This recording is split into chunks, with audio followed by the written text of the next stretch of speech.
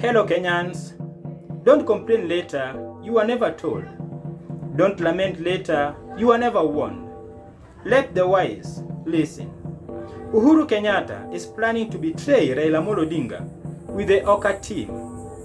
You all know and everyone knows that this sudden bromance between Uhuru Kenyatta and Raila Odinga is brought together for one reason. Because Raila Odinga is the only one who can tame William Ruto. Nothing else. Right now Raila Odinga can share a tea with the system, the so-called mafias. Why? Because they see Raila Odinga as the only person who can stand against Deputy President. Raila Odinga and the system and Uhuru Kenyatta, call them, all agrees that William Ruto does not fit as the best leader to lead this nation.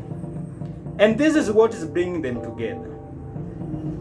Raila Odinga has never been a friend to these people, right from 2007, 2013, and 2017.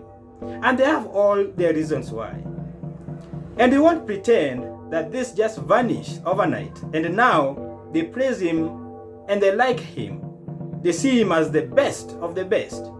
No, this has not changed. The reason they never liked him, I believe, is still intact. And one of the reasons, for me personally, I think, because they feared Raila Odinga, because of their character of corruption, oppression, and selfish interest. They know very well with Raila Odinga presidency, things will no longer be as it seems. That's why they've always fought him and denied him presidency in most occasions, even though the vast majority of Kenyans have always voted him in. These people, the system as you call them, don't like Raila Odinga. They don't and they never will. They have just weighed the damages that will come with Ruto or Raila presidency. So this is my point. If by chance William Ruto will be out of picture in 2022 race to State House, then believe it or not, the same fate that befell son of Jaramogi in 2007, 2013, and 2017 will repeat itself in 2022. The system, or Mount Kenya in totality, no one really likes Raila Odinga that much, maybe 10% if you are to put it in racial form. The remaining 90% will do anything to ensure this man does not step foot in the State House. And you know why? Most have engaged in gross activities. Remember, being more in government also comes with more in misconduct. And they are afraid of jail term. And those who know Baba Man understand what I'm saying. The remaining people do not just share same ideology. Raila wants a manufacturing-driven economy, while other people just want business. And when I talk of business, and that includes the mitumba industry, food industry, rice, sugar, and many more, these people know very well, with the Raila presidency, things won't be the same anymore. Raila is being forced down their throats because of Ruto factor. That's the reason Mount Kenya is facing 2022 race to State House with the two faces.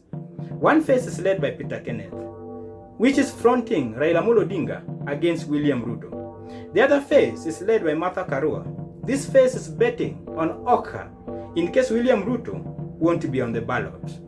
And with that, let me introduce the ICC factor. Francis Atwoli once said that Ruto won't be on the ballot comes 2022. If this becomes a reality, then the dream of Raila being a president of this country is no more. Francis Atwoli was making this sentiment not because Kenya might do something to hold Ruto from being on the ballot, because if that's the case, then Ruto by now should be in jail. But he was saying this having in mind of the ongoing case at the ICC. The truth of the matter is that Raila being president or not being president of this country depends entirely on Ruto being on or not on the ballot. If ICC will manage to hold Ruto from being on the ballot, then the same fate that has always fallen the son of Jaramogi will repeat itself. As you all know and have seen, Martha Karua-led team meeting Oka chiefs, and this is a team that have given Raila Amolo Odinga wide berth in Mount Kenya. And you've heard rumors of this team, high chances of getting into a deal with the Oka principals. I believe Martha Karua-led team will hold on to Oka until they will know the fate of William Ruto concerning the ICC ongoing case. If ICC will arrest Ruto, then there comes a major Mount Kenya declaration where they will settle for Oka team as the best place to serve their interest. Then Kenyans will know why Martha Karua was appointed Mount Kenya spokesperson. Uhuru Kenyatta will look Raila directly and tell him this: I love you as a brother. We have good history, but I have no say on which direction the community want to take. If you have been following through, then you will notice that the Oka team have been camping a lot in the western region. Do you know why? If the deep state was to settle for Oka team in the absentia of Ruto being part of the race, it means that the race will have Raila Amolo Odinga and Oka team. Deep state and Oka team know very well that Ukambani is locked behind Kalonzo Musyoka.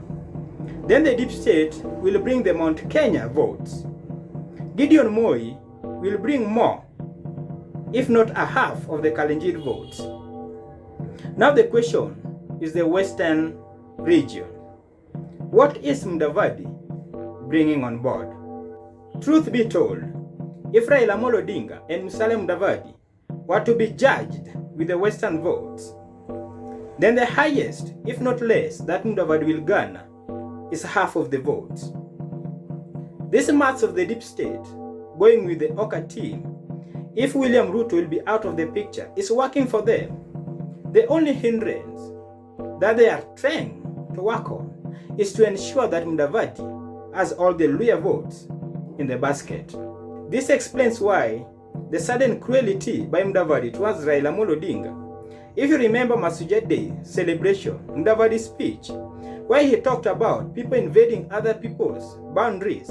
At the same time, if you see his campaigns, members of his party like Malala speaking ill of Raila Amolo Odinga, he has not made any attempt to stop this. Why? Because he's benefiting, even though there's claim that William Ruto is sponsoring such speakers, but Mudavadi should stop them. But he's not doing this because he's benefiting in the process. Kenyans should prepare for Raila Amolo Odinga or Oka presidency. But this will totally depend on Ruto being on the ballot or not. Let us wait and see.